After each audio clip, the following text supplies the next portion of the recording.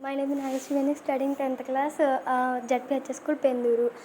మన స్వచ్ఛ భారత్ హౌస్ మనం plastic flowers చాలా మటుకి గుత్తులుగా కొని ఎక్కడ పడితే అక్కడ పెట్టేసి కింద పడేస్తాం కదా, పగిలిపోయినాయి అని పడేస్తాము దాన్ని బయటికి. అలా పడేయకుండా ఇలా యూజ్గా పెట్టుకుంటే మనకి చాలా అందంగా కూడా కనిపిస్తుంది. అలాగే క్లే అంటే మనం చాలా వాటికి కొని సగం వాడి సగం పడేస్తాం కదా, అలా పడేయకుండా ఇలాంటి వాటికి యూజ్ చేయొచ్చు. అలాగే స్ట్రాలు మనం కోకోనట్ వాటర్ తాగినప్పుడు వస్తాయి కదా, వాటిని తాగి బయట పడేస్తాం కదా, వాటిని తెచ్చుకుని యూజ్ చేశాను.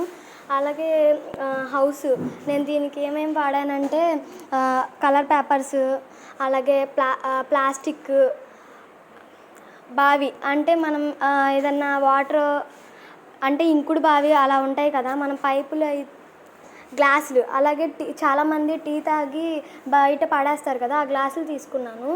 కలర్ పేపర్స్ అలాగే ఇలా చేశాను. దాన్ని గోడలకి వాటికి అంటించుకుంటే చాలా అందంగా ఉంటుంది అన్నమాట. కలర్స్ వేసాను.